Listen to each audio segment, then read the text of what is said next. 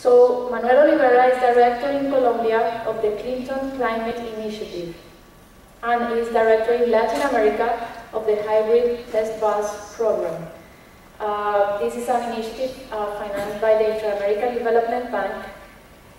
Manuel has 28 years of professional experience in high-level decision-making and projects related to bus massive transportation, as well as new fuels and fuel efficiency, retrofitting, etc. He'll tell you more about it.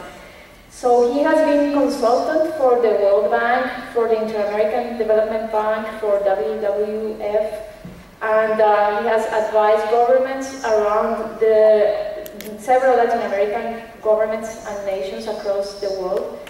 He is leading this C40 CCI, which is C40 cities, 40 cities around the world that have been leading all these efforts, and the Clinton Climate Initiative. This is all part of the Clinton Foundation. So Manuel, thank you so much for being here. Thank you for making the connection for us with Oscar and Enrique. Welcome.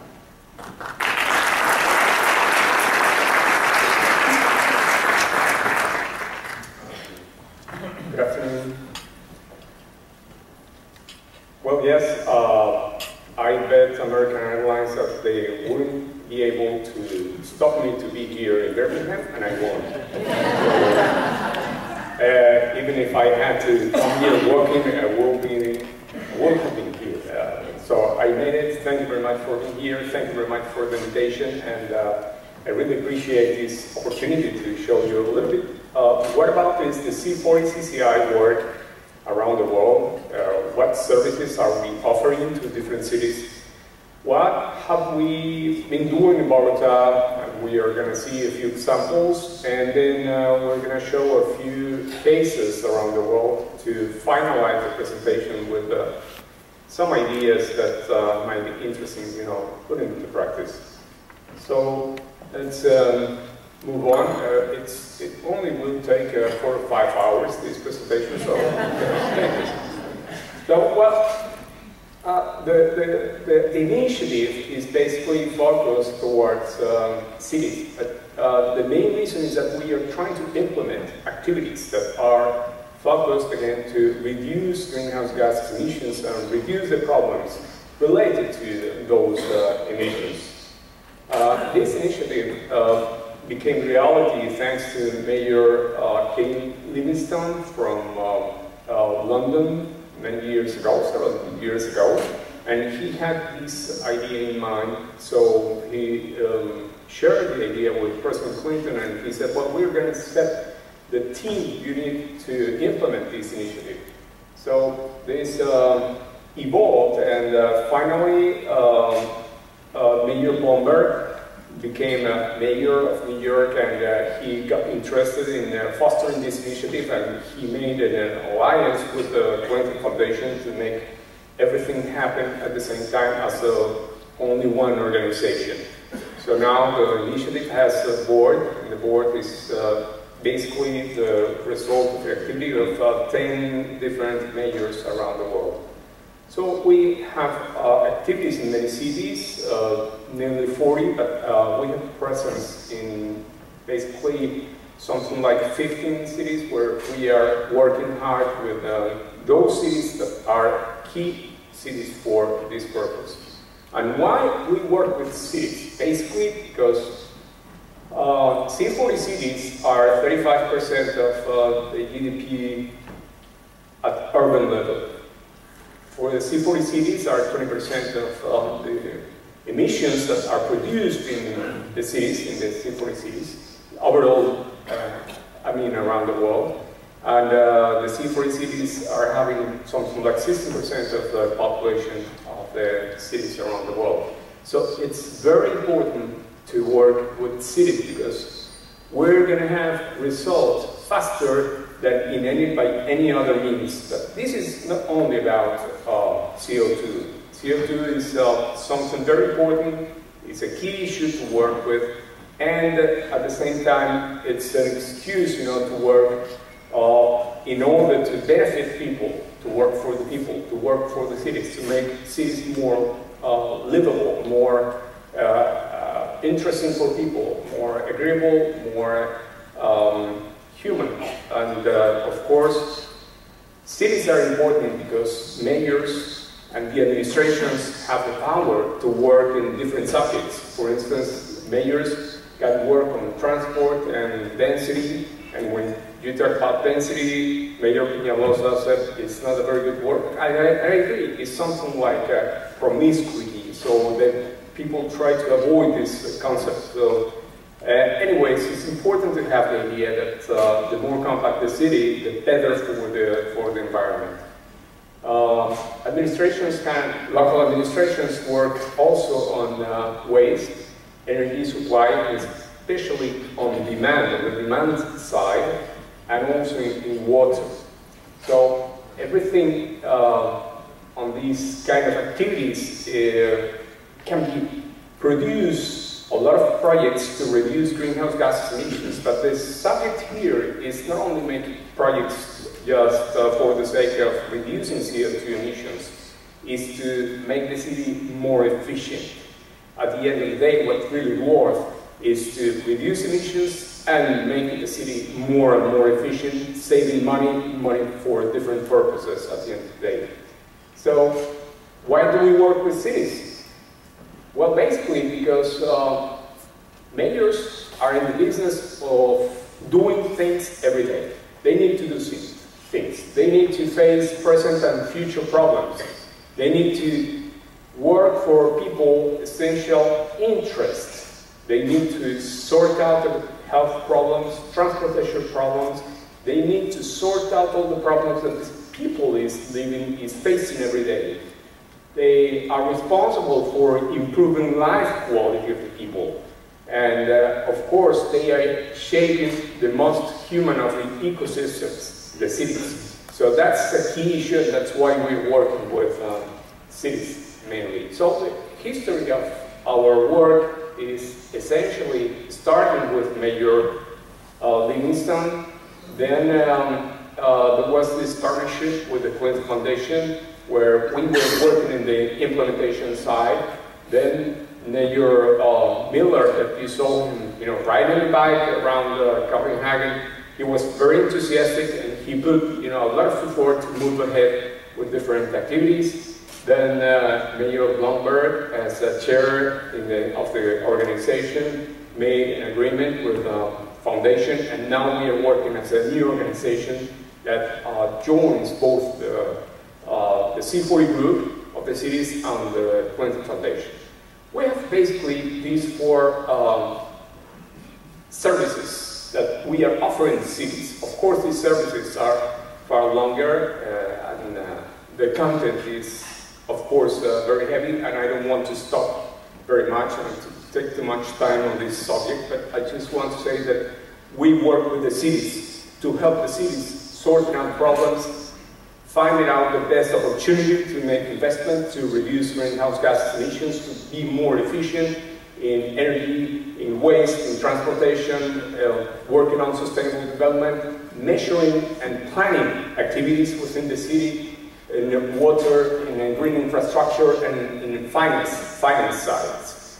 So we also work on the know-how platform. This is something where the cities can go find information, find ways to sort out different problems, to imagine new projects and to put them into practice. Of course, we joined mayors, and we help mayors to work out with their partners' experience, other cities' experience, and of course their staff and their institutions are also part of the activities that we help join together between different cities. And we have a lot of partnerships, and several of those partnerships are focused towards less developed countries and of course cities, but there are also partnerships with organizations that helps a lot the C4CCI activity. And one of those organizations is ITDP, that works a lot in public transport policy development. So let's get into some figures about Bogota. And please don't expect that I'm going to be so open as Mayor Peñalosa, because if I happen to be like that, I get fired immediately. So I try to be as serious as possible, but it becomes a little bit heavy. This is interesting here because we have 3.7 million people in 383 square kilometers. That means that this is a very compact city, but there is something very interesting here, that we have 340 kilometers of bike paths, and this could be twice the size of this amount of bike paths that are allocated only for bikes. And that's very interesting because there are not many cities in the world that have these kind of pathways only for bikes, and that is the result of Mayor Peñalosa's decision 12 years ago. And they are still there. I mean, probably if we have a new administration with similar focus, this amount of pathways for bikes is going to be increased.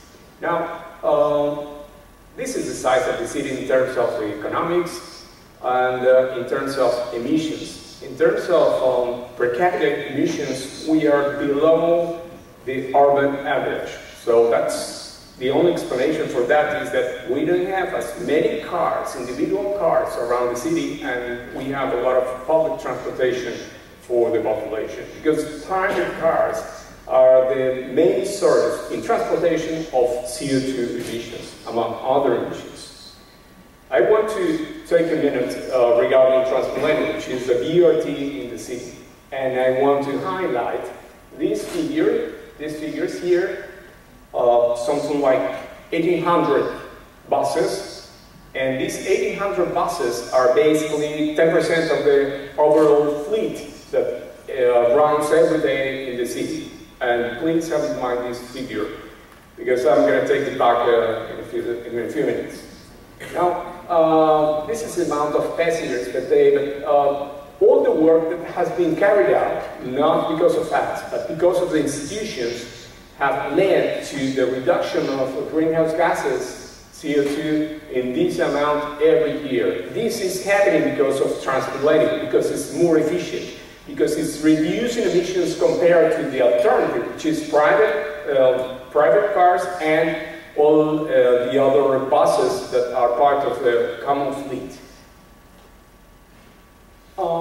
The emissions in the city are roughly measured and produced, as you can see in this pie.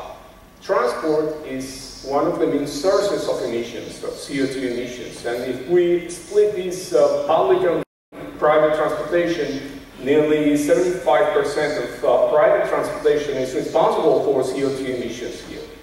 On the contrary, public transportation is responsible for more than 90% of particle emissions that are related to diesel fuel, which is the main fuel used for public transportation.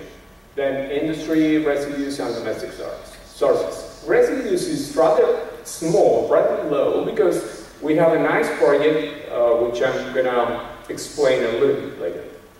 Now, how do we move in Bogota? So we use bikes, we use normal public transportation, we use Transmilenio and other sources. And do you remember that Transmilenio, all the Transmilenio fleet is something like 10% of the fleet? Well, this 10% of the fleet is moving 23% of the population of the trips, of the people that is moving around the city. That means that it's very efficient. And since it's very efficient, it's reducing emissions, and is offering a new way of transportation, of moving around the city to the people. And of course, there are some interesting results of polls that are made in relation to the use of Transmilenio, and people often say that it's much better than any other way of transportation. We have been working already during 5 years in Bogota, and we have several activities that we can share with you.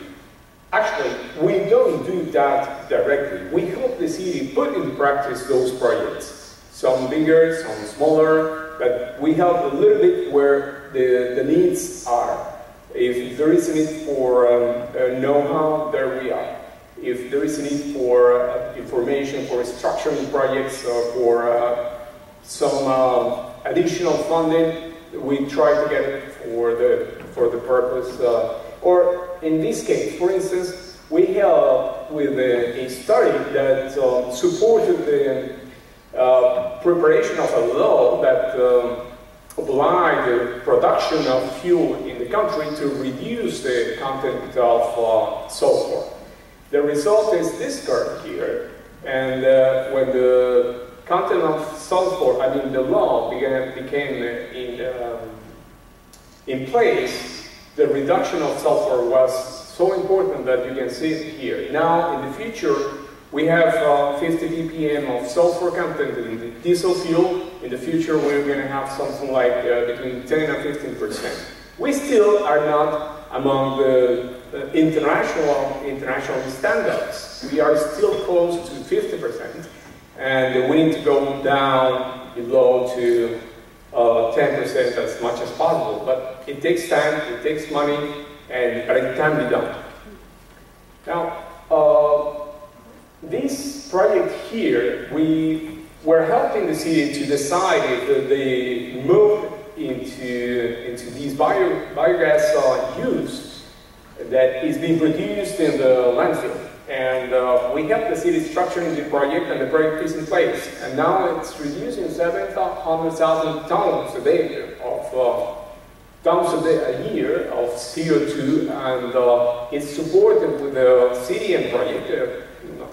CDM project is one of those that you can, as the developing country, you can prepare and get approved by United Nations within the Tokyo Protocol.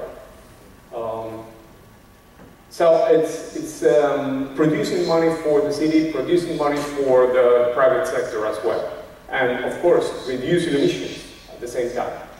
We have been helping the city to move into new LED technology for traffic lights, and we are working with the city again and with the company in charge of the electric utility of the city, which is private.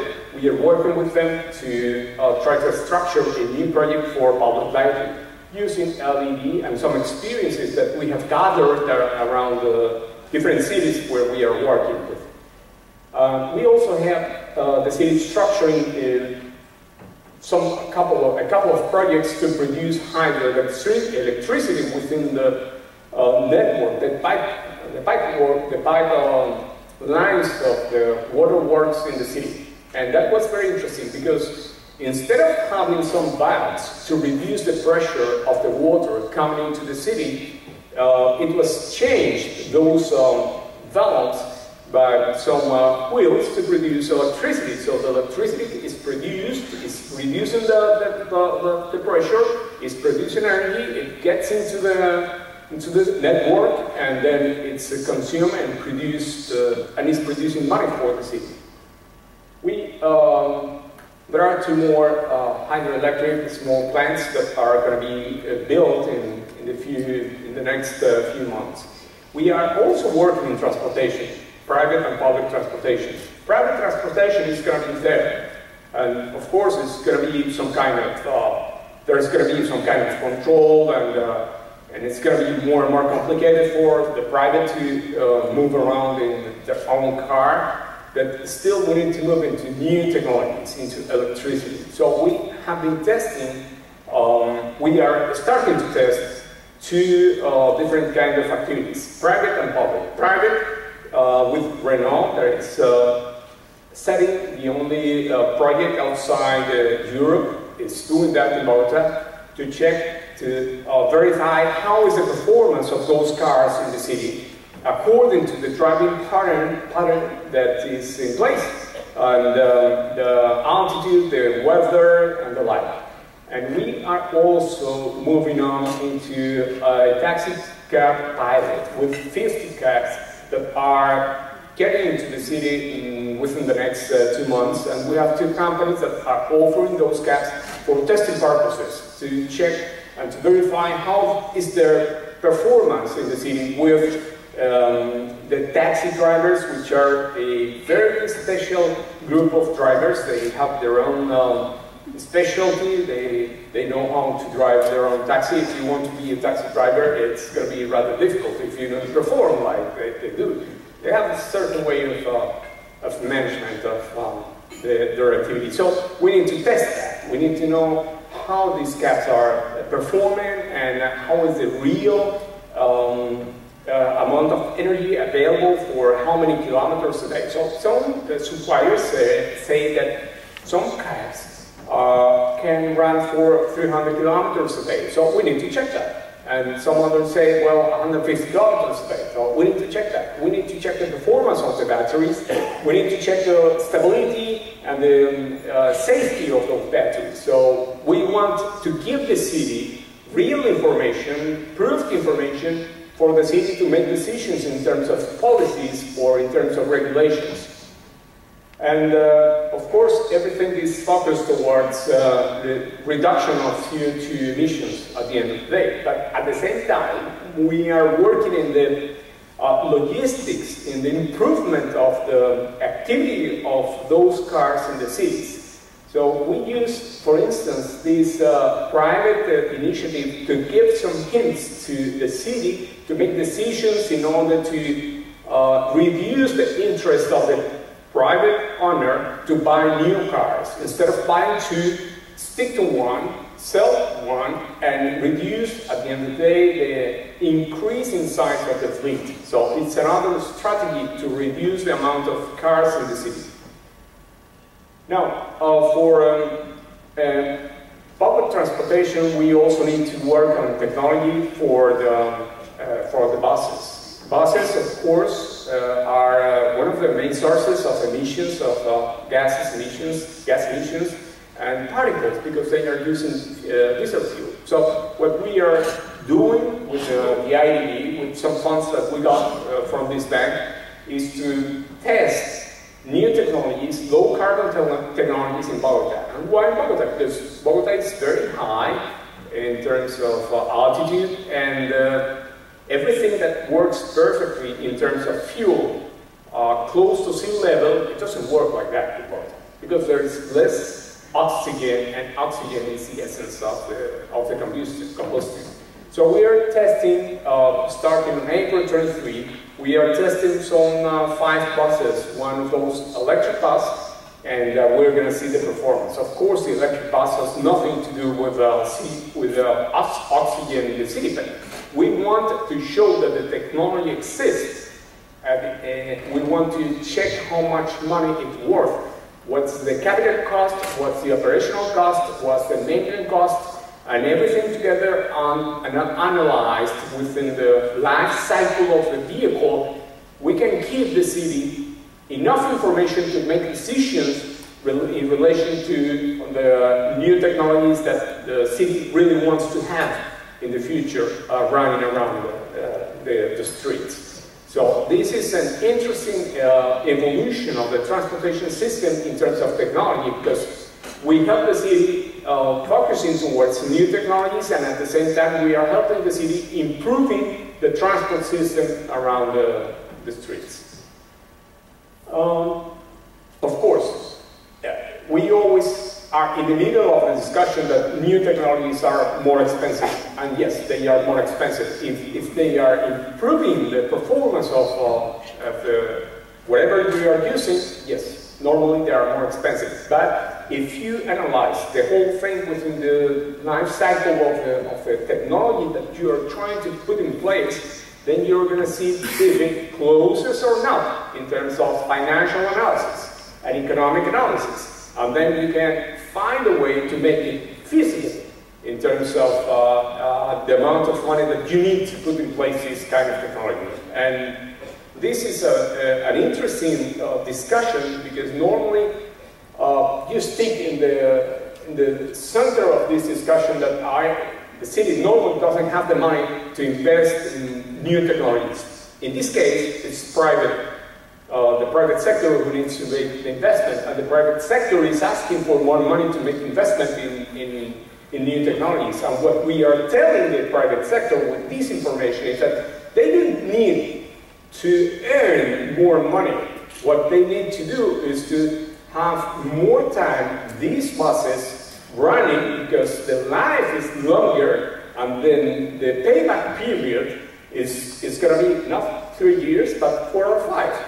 So the financial model is going to be closing for the private sector. So the discussion finally will be over with the data that is going to be in place. That's important because normally it's very difficult to discuss with the transport sector, you know, especially when it's private or the public sector, because public sector is saying, well, I need to put more subsidies here, and what we are going to show is that you don't need more subsidies. What you're going to do is to reduce costs on one side and use that money on the other side, and then you're even. You don't need more money, you don't need more investment, but you need to change the model of transportation. You need to change the model of the analysis of the whole cycle of the technology you are trying to put in place. So,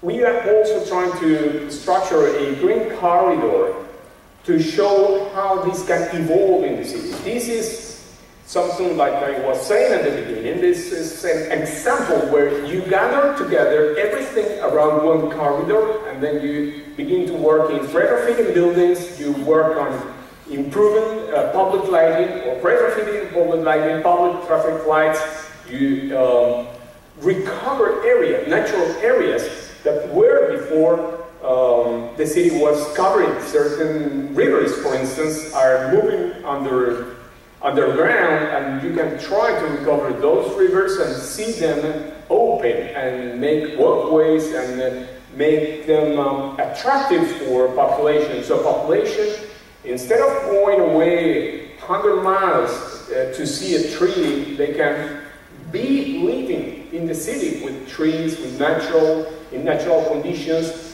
And everything at the end is going to be, you know, joined together to make more livable the city, more interesting.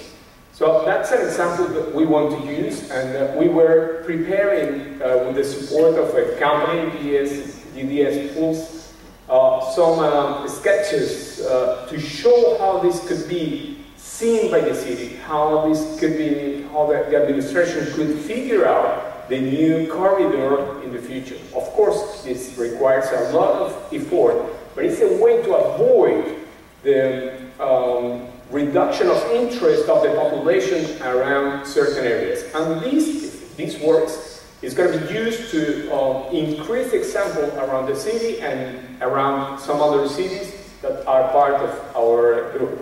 Now, what I was saying regarding the new technologies is that we know that health conditions is related to pollution conditions of a city.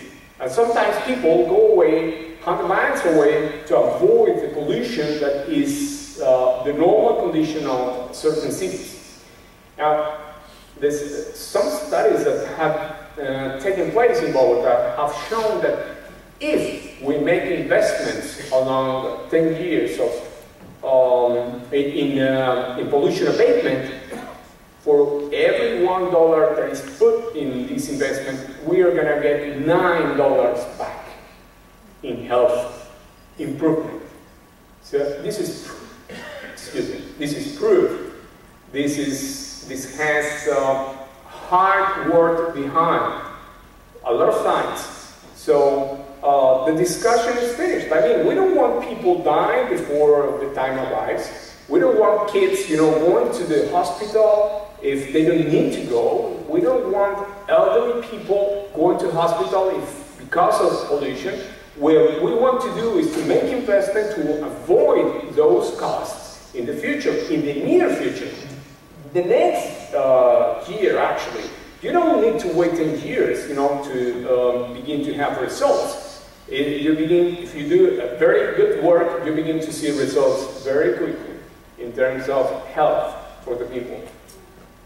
So we also know that something obvious, and Mayor Peña also mentioned, the more cars we have, the conditions become worse. That's clear. I mean, nobody wants to be half a day in a traffic jam. That nobody wants that. So at the end of the day, what we are trying to work on is in increasing the life quality of the city. And we also know that if we improve alternative transportation, if we try to live closer to the place where we work, then we're going to be more efficient. Why do we want to spend a lot of time, a lot of gas, a lot of resources, moving from one place to another during hours a day? Who wants to do that, honestly? I mean, who wants to spend 2-3 hours in a car, driving? The more money people have, the faster they go usually towards a better and bigger car, and finally they get a driver. They don't want to drive all day long, they get a driver at the end of the day. So why don't we move into something more comfortable, more interesting in terms of the economics of the city, of the economics of the population, of the health of the population, and on the life quality of the city. Something that helps us to move in a more efficient way, that makes the city more efficient, and of course make us at the end of the day more happy with the city. And sometimes we forget that we learned how to walk several years ago. That was our second learning when we were growing, actually, so we'd rather try to keep walking. Well, let's see some actions that are being taking place around the world. So many cities that are part of the group of work we have organized have more than 4,700 activities, and some of those are being implemented, and many actions are in place thanks to C4E, CCI. In all these areas, and you can split, you can find a lot of projects, interesting projects, more effective in terms of CO2 emissions or the like. And if you want to get some help, you get to the web page that we have. I don't imagine that you can see anything from back there, but just to show you that there is a knowledge platform for the C4E cities where you find resources, you find case studies, you find reports, and within those case studies, you can see, for instance, what's London doing. It's a little bit far away, but you have examples from around the world. But London has, for instance, 42 buildings that have been retrofitted. That means that have made investments in making them more efficient in terms of energy. Technology is a key issue here. If you want to use less energy, you improve technology, and then you use certain kind of contracts, performance contracts, to allow private sector to make investment and to get paid back within the next 2, 3, 5, 10 years. It depends on the size of the project. So normally it's a business. We are talking about business. We are talking about environment, and finally we are talking about business, because that makes sense. Like, for instance, the London Fire Brigade, it's a business for London. Reducing energy consumption is important for the city, because that's money. You don't want to waste money, to put money in the bin. You want to use the best efficient way your money. All the majors are going to say, we don't have the money. We are always looking for money. Well, the money is there. The money is being spent and it's being wasted because we are not as efficient as we should be, and we are looking always in our organization to get more efficient ways for buildings to perform, for transportation to perform, for all the activities of the city to perform. For instance, in Los Angeles. Los Angeles is a city with a very scarce budget. We couldn't imagine that, but the city of Los Angeles, the real administration of Los Angeles, they have a real problem with the budget. So they decided to reduce energy consumption through public lighting. And they have been succeeding here because they are having savings close to 60%. And that's money they are beginning to not pay. as a bill to the energy system. So this is what you get. This is what it was, and this is what you get. It's a clear picture, it's a clear image, it's a real project, and they are saving money. They are saving light, and the light is pretty good. Not bad. They changed the technology, and of course they are saving a lot of money, and they are very happy. And beyond. It happens in India, it happens in Bogota, it happens in Europe, in several cities in Europe, not only in the USA. So there are some companies that are interested in retrofitting their commercial buildings, and they are doing a huge job with other partners. Of course, this is business, so they arrange the best with the best partner to produce results. And back to Bogota. This is the project where which I was talking about, the landfill, and it's producing this reduction. It cost this amount of money, $18.6 million, and it's 2.7 years payback period, basically. So why don't we do that? This is the landfill, this is the facility, and that's it. A lot of news around the activities that the cities are carrying out, and I just want to spend a couple of minutes here just to finish my presentation. We are talking about a concrete path for sustainability. So we need to work, and all the cities really need to work, and they can do that. I mean, it's not a matter of not having the money, it's a matter of imagination. They can do that. Mainly on retrofitting, it's fast, easy, I mean, it's there. It's a matter of putting people together, making projects, putting them in place, and then reduce emissions in a very fast way and short period. Then transportation. Transportation is a key issue for the cities, for the better life of the people, where people need to move from one place to another. Transportation is the essence of circulation of the city. It's like our circulation system. It's a key issue, and then you have a lot of projects that are going to last for many years and are going to be producing reductions, greenhouse gas reductions along the years. Then the grid. You really want to move into solar panels, into microhydro electricity and things like that, and intelligent systems, intelligent grids, and you save a lot of money, a lot of energy, a lot of emissions. And finally, and essential, which is essential, is reshaping the city. You need to reshape the city. You need to work all the time in how the city is going to be in the future. Because what we are doing now is to build a city that our sons, our nephews, and grand-nephews are going to be living for many, many years to come. So if we don't do something now, they're going to be living in that mess that we are offering them for the future. So that's what I wanted to offer you, and thank you very much for your patience, and thanks for having me here.